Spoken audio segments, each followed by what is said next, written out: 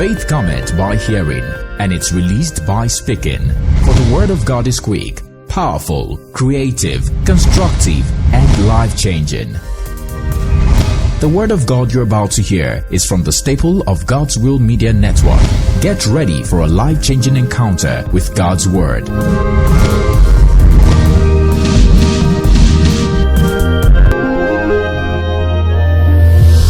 There is something we used to do that is wrong.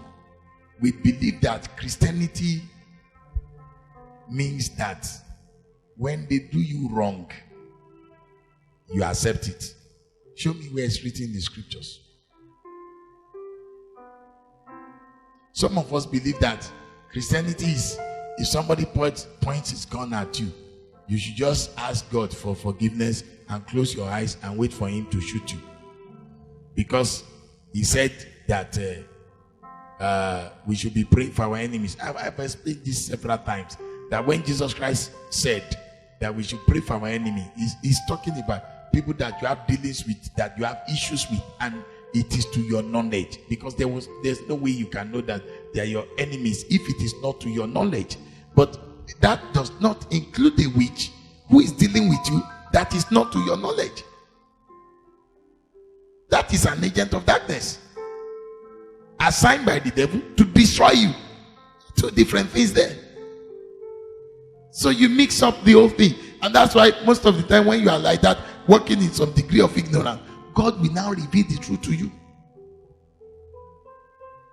You understand what I'm talking about? So if somebody now comes, for instance, now somebody will just come to me and say that, Pastor, based on your level of holiness and sanctification, I need the key of your car. Then I say, based on my holiness, and when Jesus Christ said that if somebody asks for your for your clothes, what did he say you should do? He said you should remove everything. Then I tell the person that since Jesus said that if you ask for my clothes, I should give you the whole clothes that I have, including my shoe. So since you are asking for the key of my car now, I give you the car. You will discover that when you do that, the Holy Spirit will tell you you are a fool. Because the same God said, be as harmless as a dove. Then he says, be what? Be wise like a serpent. And I took time to explain that to us in one of our teaching series, that one of the characteristics, when I read that place, I looked at that word. The dove is harmless. It's not even intelligent in a way. Then why should God recommend? That's the only place where snake was referred to as a good thing, as an example, a good example. Check out through the scripture. Each time they refer to snake, it's either he commands us to break his head, we should destroy it, or fire should burn it, something terrible would follow anything you hear snake. But when he was sending them, he said, I'm sending you to a place where you have wolves. You have people who will call themselves sheep and they are goats. So that's where you are going. These are the people you are dealing with. So if you are foolish, you are dead. That's what Jesus was saying. So most of the time we think that foolishness is holiness. No. I have integrity. I'm dealing with somebody that does not have integrity. You say I should keep on telling him everything when I know he's going to use it against me. That's being foolish. As a sincere Christian, let him know everything. I'm coming to your house tomorrow as discussed to collect the money I want to collect. When I know fully well, if he hears that he's going to run away, I won't see him. Sir, you're a police officer. Because you're a Christian, you want to go and they gave you a tip of where some armed robbers are hiding and all that. You want to go there. Then you now leak the message because you're a Christian. Every of your team is holy. Say, as a Christian policeman, these armed robbers that we are going to catch must know we are coming. So that maybe they will repent before we get there. You will get to heaven before God will call you that. Enter into the glory of your Lord, you foolish and stupid child. You will get to heaven, but as a foolish person. I taught us something about Cain and Abel. My wife still asked a question about it, and I told her, I've given you my answer. If you still want to argue, there is no problem. He said that, why did Cain kill Abel? I said, when I asked God, he told me, he said, because Abel was foolish. He was righteous, but he was foolish. And that day, I shook. I was like, God, you would have defended him. God said, he doesn't defend fools. He only defends the wise. And when Jesus was talking, he said, be as harmless as a dove, meaning that don't attack anybody. Don't be a problem to anybody. Don't be a stumbling block to anybody. Don't be the one that will initiate problem with anybody. That's the recommendation. Then he said, in your own defense. That's why he used a serpent. A serpent is one of the most defensive animals that God created.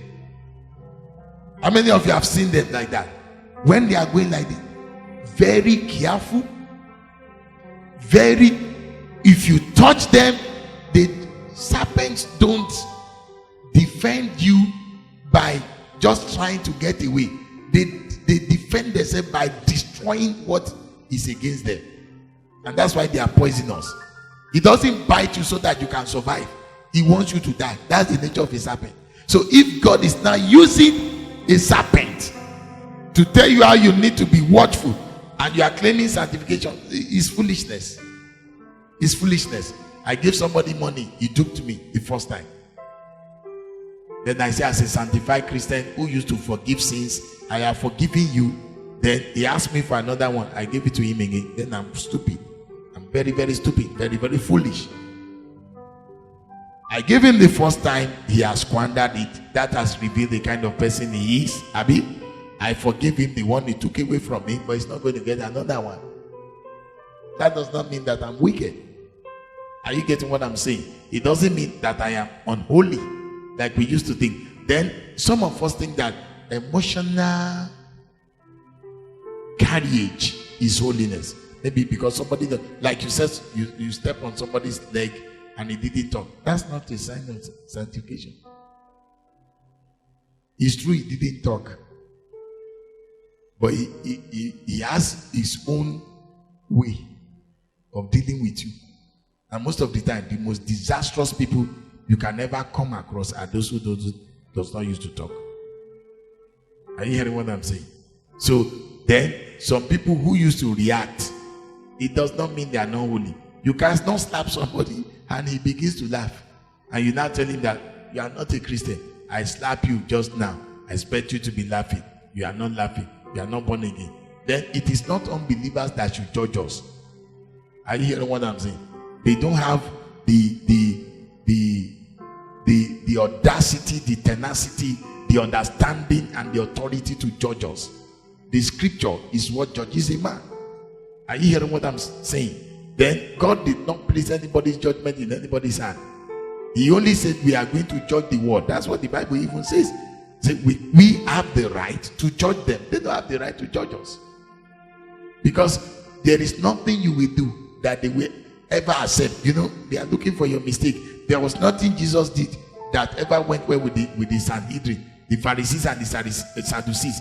He healed a man. They said it was on a Sunday. Can you imagine nonsense? They said he's not supposed to heal that man on Sunday. At first they condemned him for healing.